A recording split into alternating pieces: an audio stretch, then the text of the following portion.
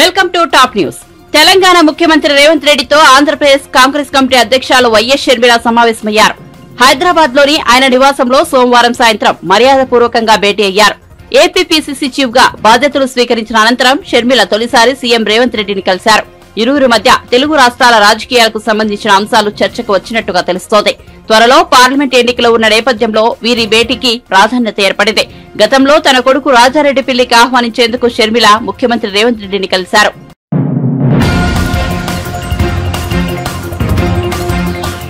Police నియామకాల్లో GO number 46 రద్దు సాధ్యాసాధ్యాలపై ముఖ్యమంత్రి రేవంత్ రెడ్డి సోమవారం హైపర్ కమిటీతో సమావేశమై చర్చించారు. త్వరలో పలు పోస్టులకు సంబంధించి నియామక పత్రాలు జారీ చేయనున్న నేపథ్యంలో తీసుకోవాల్సిన చర్యలు, ఈ విషయంలో ఎలా ముందుకు వెళ్లాలి అనే అంశంపై అడ్వకేట్ జనరల్ సలహాలు, సూచనలు తీసుకున్నారు.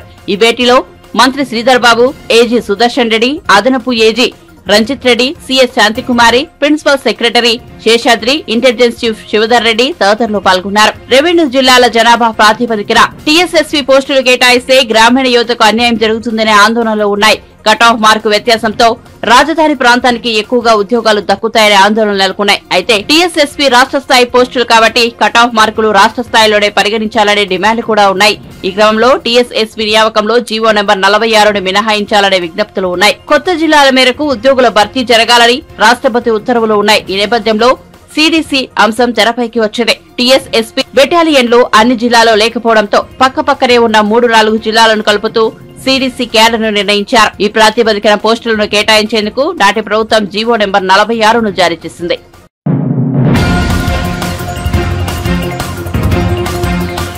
టీడీపీ జాతీయ ప్రధాన కార్యదర్శి నారా లోకేష్ శ్రీకాకుళం జిల్లా ఆముదాలవలసలో శంఖారావం సభలో పాల్గొన్నారు. ఈ సందర్భంగా స్థానిక MLA, AP assembly speaker Tammineni సీతారాంపై తీవ్ర స్థాయిలో ధ్వజమెత్తారు. డమా బస్సు ఎమ్మెల్యే అంటూ తమ్మినేనిపై వ్యంగ్యాస్త్రాలు సంధించారు. 2014 తరువాత ఆముదాల వలస నియోజకవర్గాన్ని టీడీపీ ఎంతో అభివృద్ధి చేసిందని, కానీ 2019లో ప్రజలు ఇక్కడ డమా బస్సు ఎమ్మెల్యేలను గెలిపించారని లోకేష్ వెల్లడించారు. అందుకు మనం కూడా కారణమే. నాడు మనం చేసిన పనులను ప్రజల్లోకి తీసుకెళ్లలేకపోయామని వివరించారు. ఆముదాల వలస ఎప్పుడు అభివృద్ధి జరగని విధంగా 2014 నుంచి 19 వరకు కూనా రవి అన్న నాయకత్వంలో పెద్ద ఎత్తున మనందరం అభివృద్ధి చేసుకున్నాం. సీసీ రోడ్లు కానీ, బీటీ రోడ్లు కానీ, వంశధార నాగావళి ఇంటర్లింకింగ్ కానీ, నారాయణపురంలో లిఫ్ట్ ఇరిగేషన్ మోడర్నైజేషన్ కానీ, శ్రీకాకుళం ఆముదాల వలస రోడ్ శాంక్షన్ కానీ, తాగునీటి పథకాలు కానీ దాదాపు 1600 కోట్ల రూపాయలు ఖర్చు పెట్టి ఆనాడు మనం అభివృద్ధి చేసుకున్నాం.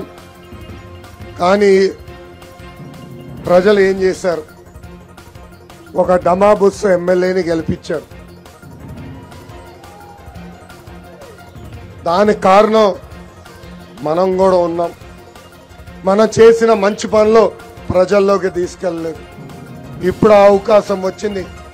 రాబోయే 2 నెలల్లో మన చేసిన మంచి పనులు, చేయబోయే సంక్షేమ అభివృద్ధి కార్యక్రమాలు బలంగా ప్రజల్లోకి తీసుకెళ్లాల్సిన అవసరం ఉంది.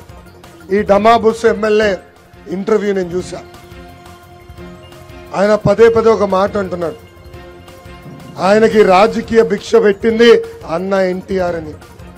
ఈ డమా బస్సు ఎమ్మెల్యేని అడుగుతున్నా, అదే అన్న ఎన్టీఆర్ కూతుర్ని శాసనసభ సాక్షిగా అవమానిస్తే అసలు నువ్వు పీకిందేంటి, చేసిందేంటని సభాముఖంగా నేను అడుగుతున్నా. ఈ రోజు శాసనసభకి కనీసం గౌరవం లేదంటే దానికి కారణం ఈ డమా బస్సు ఎమ్మెల్యే. వాస్తవంగా 2019 ముందల తమ్మినేని సీతారాం గారిని నేను చాలా గౌరవించా.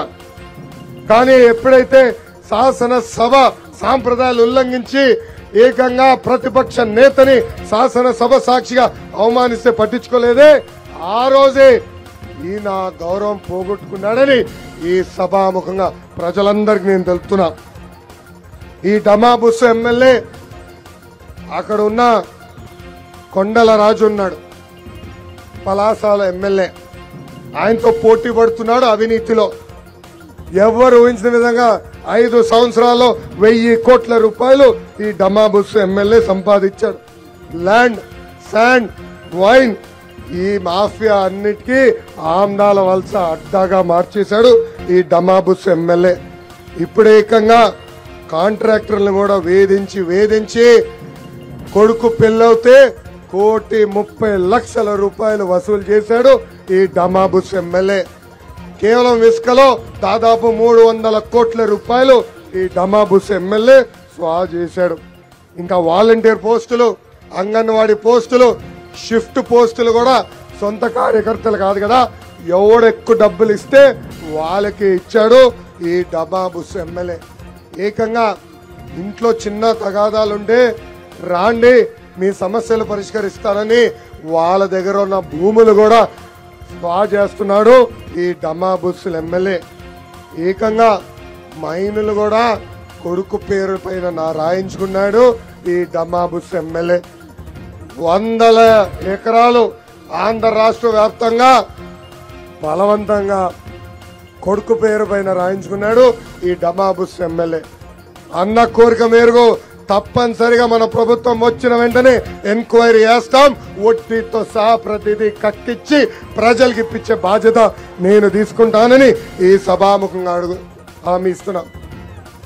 ఒక స్పీకర్గా డమాబుస్ పనిచేస్తుంటే అసలు నియోజకవర్గ అభివృద్ధి ఎలా ఉండాలి, ఒక స్పీకర్ ఒక మంత్రికి ఆదేశాలు జారీ చేస్తాడు, అలాంటిది సొంతంగా ఆదాయం ఎలా పెంచుకోవాలని ఆలోచిస్తున్నాడు తప్ప ఆమదాల వలస గురించి ఏనాడు ఆయన పట్టించుకోలేదు. ఈ సభాముఖంగా ఆయనకి నేను ప్రశ్నిస్తున్నా, ఏనాడైనా ఆమదాల వలస గురించి మీ ముఖ్యమంత్రి జగన్ ని మీరు అడిగారా? ఒక లేఖ రాశారా? ఒక రోడ్ శాంక్షన్ చేశారా అని అడుగుతున్నా. నేను ఆయనకి సవాల్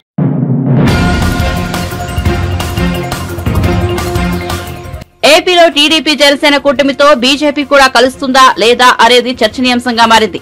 దీనిపై బీజేపీ రాజ్యసభ సభ్యుడు జీవీఎల్ నరసింహారావు స్పందించారు. ఏపీలో బీజేపీ ఎవరితో పొత్తు పెట్టుకోవాలన్నది అధిష్టానం చూసుకుంటుందని అన్నారు.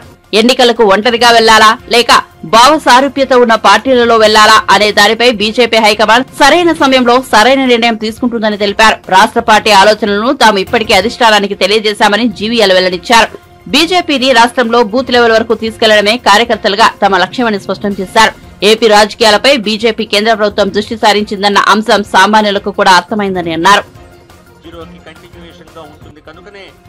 దీర్ఘకాలిక లక్ష్యాలతో ఈ బడ్జెట్ ని ప్రవేశపెట్టి 11.11 లక్షల కోట్ల రూపాయల్ని మరి మౌలిక రంగంలో పెట్టుబడులుగా పెట్టడానికి ఈ బడ్జెట్ లో నిర్ణయించడం జరిగింది. అదే కాకుండా మరి ఇన్నోవేషన్స్ కి, యువతకి మరి భవిష్యత్తులో మళ్ళా కూడా ఆంటర్‌ప్రెన్యూర్స్ గా వారు డెవలప్ అవ్వడానికి 1 లక్ష కోట్ల రూపాయలతో మరొక పథకాన్ని కూడా ఆవిష్కరించడం జరిగింది. ఇటువంటి దీర్ఘకాలిక ప్రయోజనాలతో బడ్జెట్ తో ముందుకు వెళ్ళడం జరుగుతోంది.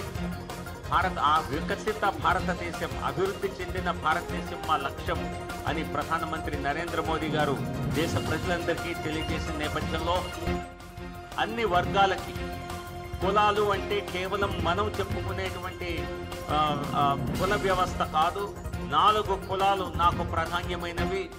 అవి యువత, పేదలు, మహిళలు, అలాగే ఈ 4 వర్గాలని చెప్తూ రైతులు, ఈ 4 వర్గాలని 4 కులాలుగా అభివర్ణిస్తూ మరి ప్రధానమంత్రి గారు ఒక కొత్త మరి సామాజిక నిర్వచనం కూడా చెప్పడం జరిగింది. గత 10 సంవత్సరాల్లో అన్ని రంగాల్లో చేసినటువంటి అభివృద్ధిని కనుక మనం పరిశీలించినట్లయితే కని విని ఎరుగని రీతిలో అభివృద్ధి జరిగింది. సో ఆంధ్రప్రదేశ్ పట్ల, తెలుగు రాష్ట్రాల పట్ల ప్రత్యేక శ్రద్ధ చూపించినటువంటి ప్రధానమంత్రి మోదీ గారు నీతి ఆయోగ్ ద్వారా 4 నగరాల్ని, అభివృద్ధి చెందిన భారతదేశ నిర్మాణం ఏ రకంగా ఉండాలి, ఎలా సాధించాలి, దానికి కార్యాచరణ ఏ విధంగా ఉండాలి, దాని రోడ్ మ్యాప్ ఏ విధంగా ఉండాలి అన్న లక్ష్యాలని ఇప్పుడే తయారు చేస్తూ ఆ లక్ష్య సాధనలో 4 నగరాలను ఎంచుకొని ఆ 4 నగరాల్లో కూడా ఈ అభివృద్ధి చెందిన భారతదేశ నమూనాను తయారు చేయాలి అని నిర్ణయించడం జరిగింది. దానిలో భాగంగానే నీతి ఆయోగ్ ఇప్పటికే 4 ప్రధాన నగరాలను ఎంచుకోవటం జరిగింది. అందులో మన విశాఖపట్నం ఒక ప్రధాన నగరంగా ఉండటం, కేవలం 4 నగరాల్లో దేశంలో అభివృద్ధి చెందే భారతదేశానికి కావలసినటువంటి రోడ్ మ్యాప్ ని సిద్ధం చేసేటువంటి 4 నగరాల్లో విశాఖపట్నం ఒకటి. దక్షిణాది రాష్ట్రాలన్నింటిలోనూ ఎంచుకోబడ్డ ఏకైక నగరం విశాఖపట్నం. సో కాబట్టి మొదట స్మార్ట్ సిటీస్గా ఎంచుకున్న జాబితాలో విశాఖపట్నం ఎలా ఉందో ఇందులో అతి ప్రాధాన్యమైనటువంటి 4 నగరాల జాబితాలో విశాఖపట్నం ఉండటం చాలా సంతోషదాయకం. దీనికి విశేషమైనటువంటి రానున్న సంవత్సరాల్లో మరి బడ్జెట్ కేటాయింపులు జరగనున్నాయి. ఎందుకంటే ఒక కొత్త అభివృద్ధి చెందిన భారతదేశం అంటే ఖచ్చితంగా వేగవంతమైనటువంటి అభివృద్ధిని చూపించాలి. అందులో పారిశ్రామిక రంగంలో కానివ్వండి, సర్వీస్ సెక్టర్లో కానివ్వండి, వ్యవసాయ రంగంలో అన్ని రంగాల్లో అభివృద్ధిని మరి కొన్ని రెట్లు చేసి చూపించేటువంటి ప్రణాళిక విశాఖపట్నంలో తయారవ్వటం, దానికి సంబంధించి ప్రత్యేక నిధులు రానున్న బడ్జెట్లలో మరి విశాఖపట్నానికి.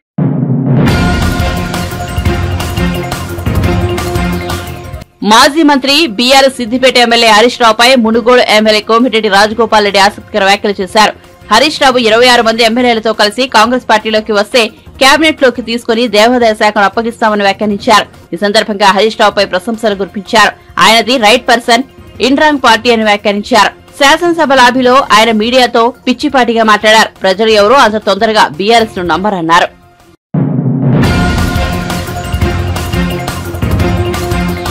తెలంగాణ అసెంబ్లీలో ఆంధ్రప్రదేశ్ ముఖ్యమంత్రి వైఎస్ జగన్ ప్రసంగించిన వీడియోను మంత్రి ఉత్తమ్ కుమార్ రెడ్డి ప్రదర్శించారు. కృష్ణానది ప్రాజెక్టులు, కేఆర్ఎంబీ సంబంధిత అంశాలపై ప్రభుత్వం సోమవారం తీర్మానం ప్రవేశపెట్టింది.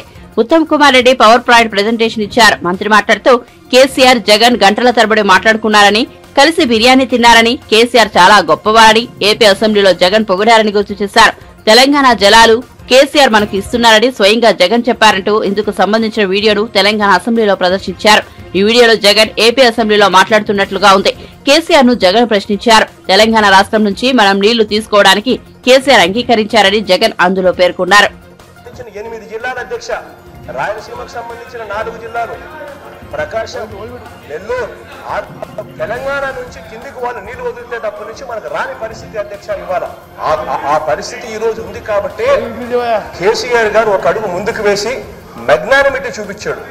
మనకు సంబంధించిన 8 జిల్లాల అధ్యక్ష, రాయలసీమకు సంబంధించిన 4 జిల్లాలు, ప్రకాశం, నెల్లూరు 6 జిల్లాలు, Guntur, Krishna up to west Godavari, Krishna ఆయకట్టుకు సంబంధించి మొత్తం ఆయకట్టే ప్రశ్నార్థకమయ్యే పరిస్థితులు ఉంటాయని చెప్పి ఆయన ఒక అడుగు ముందుకు వేసి, మనం వెళ్ళి అడిగిన వెంటనే ఒక అడుగు ముందుకు వేసి తన రాష్ట్రం నుంచి, తన బౌండరీ నుంచి నీళ్లు తీసుకునేదానికి ఒప్పుకున్నారు. తన రాష్ట్రం నుంచి, తన బౌండరీ నుంచి నీళ్లు తీసుకునేదానికి ఒప్పుకున్నారు.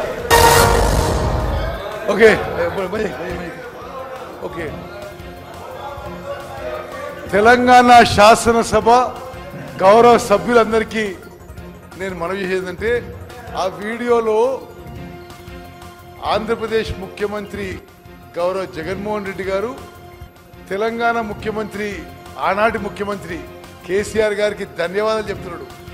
వాళ్ళ ఏరియా నుంచి, వాళ్ళ బౌండరీ నుంచి వాళ్ళ నీళ్లు మనకిస్తుండు. కేసీఆర్ గారికి మనం ధన్యవాదాలు చెప్తున్నాడు. ఏం సార్ మీరు ఇది? స్పీకర్ సార్, ఇంత జగన్మోహన్ రెడ్డి గారు వాళ్ళ శాసనసభలో తెలంగాణ ముఖ్యమంత్రి కేసీఆర్ వాళ్ళకి పోవాల్సిన నీళ్లు మనకిస్తున్న విషయం మేము ఆన్ రికార్డ్ వీడియో చూపెట్టాం. Speaker sir, on the one side KCR garu ఆంధ్రాకి మనకి రావాల్సిన కృష్ణా నదీ జలాలు, గ్రావిటీ ద్వారా రావాల్సిన నీళ్లు వాళ్ళు తీసుకుపోతుంటే నిశ్శబ్దం కూడా కాదు, జగన్మోహన్ రెడ్డి గారు ధన్యవాదాలు చేస్తారు. కృష్ణా నదీ జలాల్లో మీరు అన్యాయం చేసిండ్రు. ఇది చాలా విచిత్రంగా ఉంది. మరి సరే, మీరు ఎవరన్నా అది గోదావరి జలాలు అంటే కాదు, కృష్ణా నదీ జలాలు. ఒకసారి జాగ్రత్త వినండి.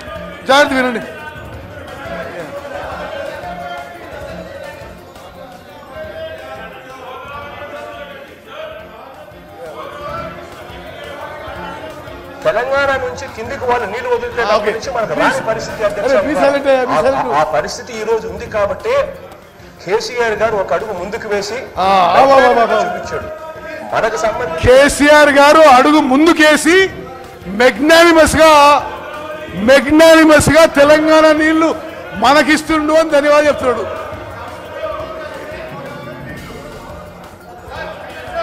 మీరు యావత్ speaker sir, through you I wish to clarify to all the members and to the entire Telangana public and Telangana farmers. మేము అపీల్ చేస్తున్నాం, మేము తెలంగాణ ప్రాజెక్ట్స్ అప్పచెప్పడానికి సిద్ధంగా లేము. మీరు బయట రాజకీయం ఏ దుష్ప్రచారం చేసినా ప్రజలు మిమ్మల్ని నమ్మే పరిస్థితిలో లేరు.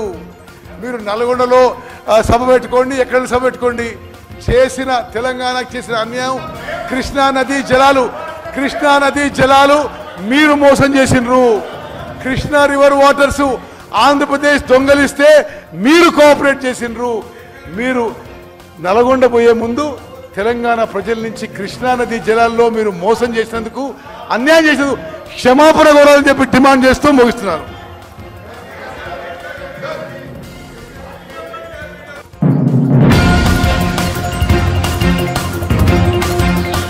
YCP senior leader YV Subba Reddy ప్రత్యేక హోదాపై కీలక వ్యాఖ్యలు చేశారు. ఏపీకి ప్రత్యేక హోదా సాధనకై వైసీపీ పోరాటం కొనసాగుతుందని చెప్పారు. అలాగే విభజన హామీలపైన రాజ్యసభలో ఒత్తిడి తెస్తామని చెప్పారు. ఏపీలో రాజ్యసభ ఎన్నికలు జరుగుతున్నాయి. వైసీపీ తరపున వైవి సుబ్బారెడ్డి కూడా పోటీ చేస్తున్నారు.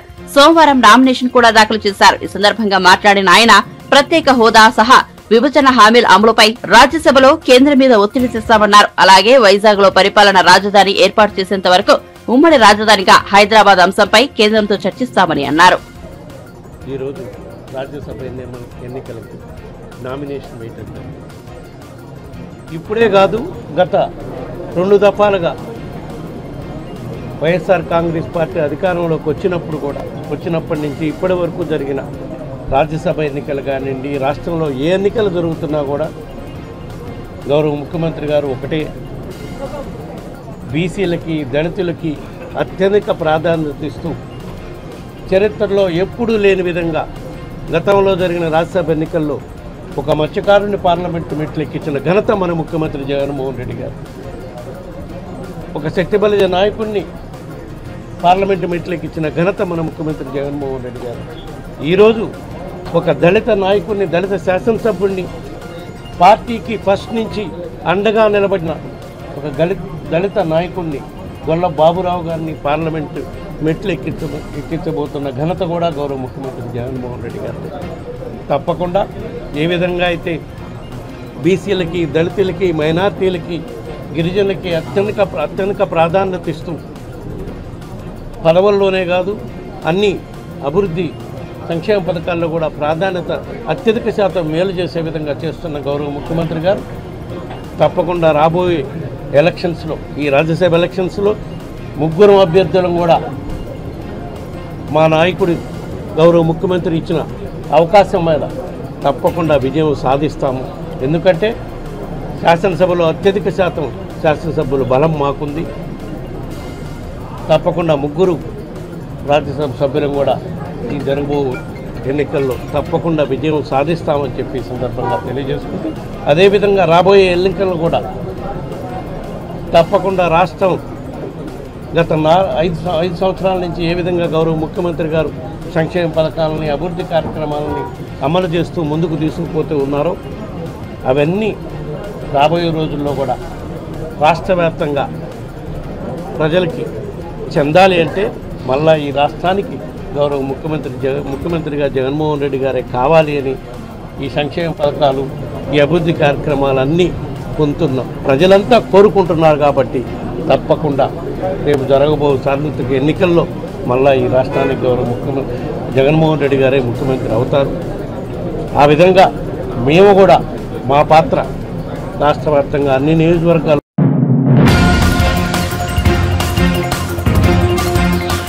ధరణిలో లోపాలు ఒక్కొక్కటిగా బయటపడుతున్నాయని, ఇందులో అవకతవకలన్నీ బయటకు రావాలని టీపీసీసీ కార్యనిర్వాహక అధ్యక్షుడు తూర్పు జగ్గారెడ్డి అన్నారు. కేసీఆర్ చేసిన లోపాలు కడగాలంటే 2 లీటర్ల ఫినాయిల్ సరిపోదని, బ్యారెళ్ల ఫినాయిల్ పడుతుందని వ్యాఖ్యానించారు. రాష్ట్ర ఖజానా మొత్తం ఫినాయిల్ కొనడానికే పోయేట్టుందని ఎద్దేవా చేశారు. గాంధీ భవన్ లో సోమవారం మీడియా సమావేశంలో కిసాన్ కాంగ్రెస్ ఉపాధ్యక్షుడు కోదండరెడ్డి, ఫిషర్మెన్ కాంగ్రెస్ అధ్యక్షుడు మెట్టు సాయి కుమార్, ఎస్సీసీఎల్ రాష్ట్ర అధ్యక్షుడు ప్రీతంలతో కలిసి ఆయన మాట్లాడారు. ఎంత లేరు, పంట నష్టపరిహారం వస్తుందా లేదా, ఇదంతా కూడా కోదండరెడ్డి గారు పెద్ద మనిషి దగ్గర అంతా డాటా ఉంది, పార్టీ దృష్టిలో ఉంది. ఫార్మాస్ విషయంలో కూడా, అంటే ఫార్మా కంపెనీలకు గత ప్రభుత్వం టీఆర్ఎస్ గవర్నమెంట్ ఏదైతే వాళ్లకు భూములు కట్టబెట్టిర్రో, రైతు అసైన్ భూములు ఇచ్చిర్రో, అసైన్ భూముల రైతులకు డబ్బులు గవర్నమెంట్ చెల్లిస్తలేదు. మల్లన్న సాగర్ దాంట్లో మల్లన్న సాగర్ ఉంది, సపోజు మల్లన్న సాగర్ రోడ్ల మీద దాంట్లో రైతులకు ఏ రకంగా ఇబ్బంది పడ్డారు, ఇదంతా కూడా కోదండరెడ్డి గారి దగ్గర అంతుంది. అందుకే ముఖ్యమంత్రిగా రేవంత్ రెడ్డి ముఖ్యమంత్రిగా అయిన తర్వాత ఈ ధరలో ఉన్నటువంటి అవకతవకలను అన్ని బయటికి తీయాలి. సంబంధిత అధికారులను వాళ్ళంతా ఎవరెవరు తప్పులు చేసిరు, ఏ రకంగా తప్పులు చేసిరు, ధరని అడ్డం పెట్టుకున్న పోస్ట్ మార్టం జరగాలి. అందుకే ఇన్ని అనుభవాలతో ఉన్నటువంటి వ్యక్తి కోదండరెడ్డి గారిని ఈ ధరని అవకతవకల ప్రక్షాళన చేయడానికి కోదండరెడ్డి గారిని కన్వీనర్గా పెట్టడం జరిగింది. దీనిలో అనుభవం ఉన్న చాలా సిన్సియర్గా అనుభవం ఉండి లోటుపాట్లను గ్రహించి లీగల్ ఒపీనియన్స్ కూడా గ్రహించి ఇదంతా జరుగుతున్నది. ఇది 2 నెలల నుంచి ఒక ప్రాసెస్, 2 నెలలే కదా జరిగింది. ఈ 2 నెలల్లో కమిటీ పడ్డది, జిల్లాల వారీగా కోదండరెడ్డి గారు రివ్యూలు చేస్తున్నారు, అధికారులను పిలిపిస్తున్నారు, జిల్లా కలెక్టర్లను పిలిపిస్తున్నారు. ఇంత వ్యవస్థ నడుస్తుంది. ఇదంతా ఈరోజు కోదండరెడ్డి గారి యొక్క ప్రెస్ మీట్లో జగ్గారెడ్డిగా నేనైనా లేదా ఎస్సీసీఎల్ చైర్మన్ ప్రీతమైనా లేదా మెట్టు సాయి అన్న, ఇవన్నీ మేము ఒక ప్రెస్ మీట్లో వారి ప్రెస్ మీట్లో మేము ఉండడానికి ముఖ్య ఉద్దేశం ఏంటిది? అనేక సందర్భాల్లో కోదండరెడ్డి గారు సంగారెడ్డి జిల్లాకు వచ్చినప్పుడు నేను కూడా అక్కడ వారి ఎమ్మడ జిల్లా కలెక్టర్ వారు మాట్లాడుతున్నప్పుడు నేనున్నా. ఒక సందర్భంలో ఎస్సీలకు ఎక్కడెక్కడ దళితులకు అన్యాయం జరుగుతుంది, ఎస్సీసీఎల్ చైర్మన్గా ప్రీతం కూడా కొన్ని ప్రాంతాలు విజిట్ చేయడం జరిగింది. బీసీలకు పక్షాన మెట్టు సాయి కుమార్, ఇట్లా కొంత రిప్రజెంటేషన్గా చాలామంది కాంగ్రెస్ పార్టీలో నాయకులు అందరూ కూడా ఈ డాటా అంతా కూడా, అందుకే కోదండరెడ్డి గారు ఈ ధరణి యొక్క అవకతవకలను ఇప్పుడు రైతులు చిన్నకారు రైతులు ఉన్నారు. అసలు ఇప్పుడు వారు కోదండరెడ్డి గారు ఇప్పుడు తొందరగా ఒక సెక్షన్ని తొందరగా ధరణిలో ఎలాంటి ఇబ్బంది పడుతున్నారు, ఆ ఇబ్బందులు తొలగించే ఒక ప్రక్రియ వారు త్వరలో ప్రకటించబోతున్నారు కోదండరెడ్డి గారు. ఇవన్నీ జరుగుతున్నాయి.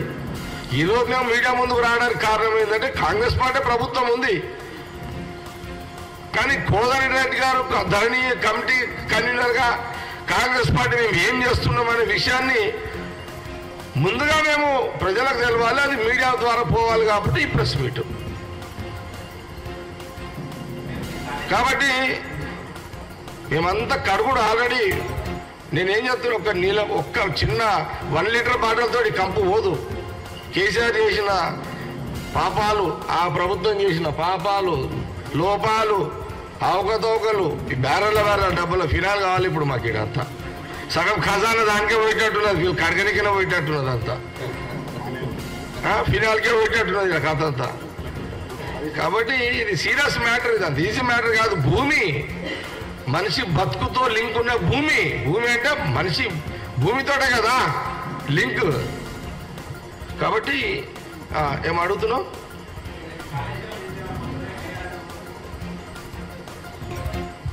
ఇంకా వేరే ప్రశ్న, ఇంకేమైనా ఎనీ డౌట్స్? కాబట్టి వారు ఇప్పుడు కేటీఆర్ గారి గురించి కూడా చెప్పారు. ఒక మంత్రి శాఖలో అవకతవకలు గమనించాల్సిన బాధ్యత మంత్రి మీద ఖచ్చితంగా ఉంటుంది. ఏ మంత్రి అయినా సరే, టీఆర్ఎస్ మంత్రి అయినా సరే, ఏ మంత్రి అయినా సరే ఉంటుంది, అది బాధ్యత తప్పదు అది. కానీ పెద్దలు కోదండరెడ్డి గారు